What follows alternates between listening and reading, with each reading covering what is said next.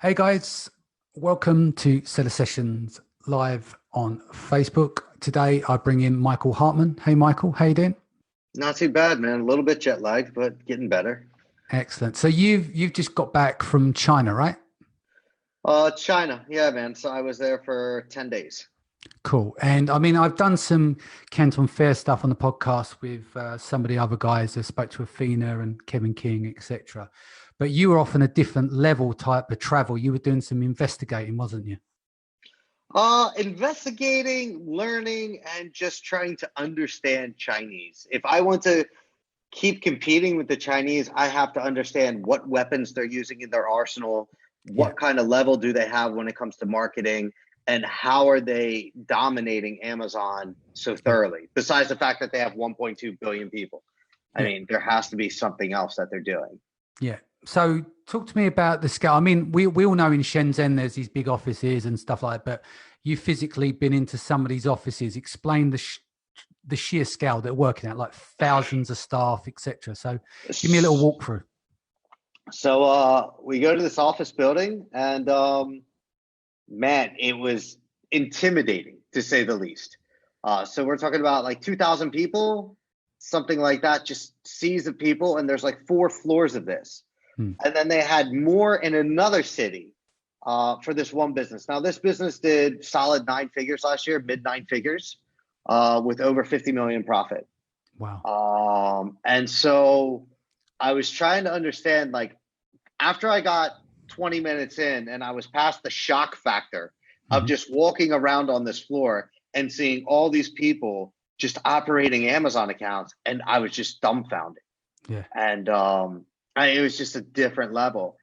Um, What just do in you? overhead, I estimated that. So if you estimate at overhead, 2,000 people times $750 a month, let's Yeah. say that's the average income. It was dumbfounding. Mm. Um, but they had an interesting model, which is something similar or validated the model that I do, Yeah. which is my idea is not to have a bestseller anymore. My idea Yes. is to have lots of SKUs. Yeah. And they said the same thing. They want SKUs that do 5 to 10 units a day. Yeah. And so they're doing an FEM, FBA montage, Hmm. direct from factories either in China or a warehouse in the US. Mm. And they are scaling that way. Each person is responsible for 5,000 products, Right. which is just insane, but That's it's manageable. mind-boggling. Yeah. It's So, manageable because I do it, right? So I yeah. know it's manageable. Yeah. It gets more difficult after 5,000, actually gets extremely more difficult. Mm. But for the most part, you can do everything. Just because the back end of Amazon, once you get over like 10,000 products, it becomes very, very laggy when you're Yeah. managing inventory or doing anything or trying to check things. It's very laggy. Under, let's say 5,000 is still like a good sweet spot. Yeah. But so these people were still doing pictures, still doing, they were doing keyword research, but basic level. They Mm. were doing, the images were basic from what I could tell. But then And but they, if you're planning to go into a deep niche, sell 5 units a day or less, for instance, or 10 units every other day, or however you break it down, do for me, photography is important, right? Listings, all this stuff is very important. But when you're doing units that sell a very low amount and you've got all these SKUs, does it does it hit the Richter scale? Does it really matter that much? that's the thing. So I don't think it matters that much to them. Yeah. I think that as those units start to produce more and more income, that they go and then optimize those listings. From what I understood, Hmm. they had no idea about 3D renders. If anyone knows me, I only do 3D renders. Yeah. They weren't using ManyChat. They weren't using any of these things. Hmm. They did use some, let's say, very black hat tactics, but I won't get into that. But it was just interesting that they can continually do this, and they're doing this in all marketplaces. So they're in Germany, they're in UK, they're in France, and I was like, well, what are you doing for the German market? They say we hire German foreign language students. What do you do Right. for French? Same thing. Japan, same thing. Now they're getting ready to go into Turkey. Hmm. So they're just looking to go in and just grab market share. They don't want to be number one on these things. They just want to grab market share and kind of fly under the radar. Yeah. So maybe if they want to sell, for instance, let's pick a popular product, a garlic press. They're not trying to sell, the 2,000 units or be on the first page. They're okay with the third page with 2 to 3 units a day, And with PPC, the person is also responsible for the 5,000 products for their own PPC. So they really siloed them like Amazon silos its employees. So that person is responsible for its 5,000 products start to finish, and that's it. They have no idea what someone else is doing. But it was incredible. It was just a massive scale I've never seen. And then I went to another area in a different part of Shenzhen, and I met with some guys out there that I've known for a while, and they brought me to this, let's say, building. And in this building, it was like 12 stories tall. And they said they had another 500 Amazon sellers in there, and each Amazon seller would focus on a specific niche, and they would cohab. So they would help each other out in different ways. Yeah. Whether it was like ranking or buying or helping with reviews or anything. It was just a cohabitation between the sellers. And it was really, really interesting. In Shenzhen, from my understanding, there are 15, 20 different companies of this size of doing, this amount of money, 9 figures. Yeah.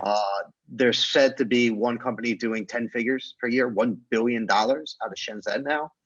And it was absolutely mind-boggling. It really made me take a step back to realize who I'm competing with and what I was sharing. Because I knew at any time, if I shared some information, for them to dump $15 million in to crush my business or to come compete with me, they could. Right. And so I was very wary about how I was talking about things and other things where other people I'm more open with. But with the Chinese, they're very good at duplicating and making better. Well, you think if you break down, they had the opportunities, they got the economies of scale. For years, they've run manufacturing to a fine art now. Right? Yeah. It's embedded, it's woven into the fabric of society over there. And then you've got cities like Shenzhen. I've been over. It's just like futuristic city, isn't it? And that's only popped up in 20 years. It's an incredible city. It's like we went to the harbor and places like that where, when you think of China, you think of smog in some cases. You think of factories, don't you? Like you think dusty roads. You don't think of that tremendous kind of architecture and stuff that they have that's been built in the last 20, 30 years. Yeah, they have all electric taxis now. All the taxis are electric vehicles now. Yeah, which was surprising. There was no smog while I was there, and they implemented all this clean air things. So now they're building up all these trees around the major cities. They have air cleaning things that are electric run on solar that are cleaning the carbon out of the air. I mean, it's just absolutely amazing. Yeah. Before I went to Shenzhen, I was thinking, third world country, smog, fog, blah, blah, blah. Nah. These people got money, and it's new money, is basically it. And it's just crazy how fast there was, I forget what number. I think there was 3,000 or 5,000 Amazon millionaires just in Shenzhen. Right. Which was insane in its own, right? So that's crazy time. Yeah. So we think we know a lot of Amazon 7, 8-figure sellers. Well, you go to Shenzhen, every block you're running into one. I've met more 7 and 8-figure sellers in that 10-day trip than I met, let's say in the past year, new people. Yeah. So it was interesting. It is indeed.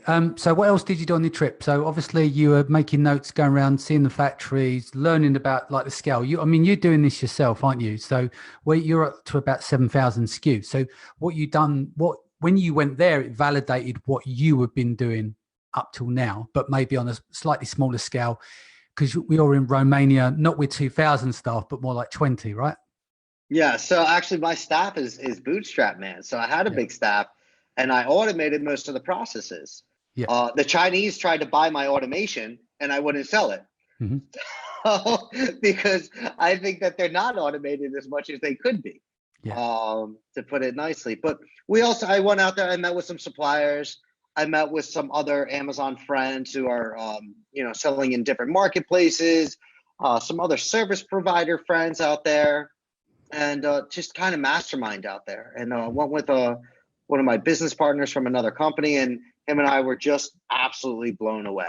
Yeah. So we're looking forward to going back probably in October. I'll be out in October, yeah. I've got. And maybe staying like a month out there. Are you speaking anywhere? I think I'm going to be doing. I've got to confirm it. I've got Cross Border Summit. Then I'm going to be on the China Magic trip, doing some mentoring there, and doing the Global Sources show as well. So I'll be out there for about 10 days or so. Nice. No, I don't have any plans with any, let's say, shows or anything like that, but we'll see what happens. So cool. Anything you want to part before we shoot? Is there anything you want to part on? Do you want to give people what's coming? We're going to discuss this in the future, but you've got something launching next week, haven't you? Yeah, I have something launching next week, but I will give Danny some props. So at the Cellar Sessions Live, I have confirmed myself there will be over 10 7- and 8-figure sellers that I know that are going. Right. So if you want to get some next level, let's say, stuff going, you should hit up the Cellar Sessions Live. And I'm not getting paid to say that. So just a heads up. So there's going to be some high level individuals there from what I've seen. Yep. Yeah. No, there is. I'm really happy. I mean, we've still got some general admission tickets left. We sold out of the early birds and the super earlys, but people can grab those at cellarsessions.com/live. Michael, do you want to quickly share about your thing you're launching next week, which will cover more detail, or are we keeping this under wraps? So I'll be launching a Kickstarter in about 1 week, 2 weeks. Yeah. Pre-campaign page, I hope to have live next week. We will see. Like all good things, it goes a little behind, but we will do this in real time. So you guys can see exactly if I sink or swim. Yes. This will be my first Kickstarter on my own. Well, actually, me and my girlfriend, and then we will go from there. Cool. So, and what we'll do is we'll document your journey with it. We'll check in and see how you're getting on, and we'll just make it a bit of a case study as an ongoing process, so people can obviously learn from what's going on there. Exactly. All right, guys. Thanks for joining us. Michael, thank you for joining us. I'll see you all again tomorrow. Take care.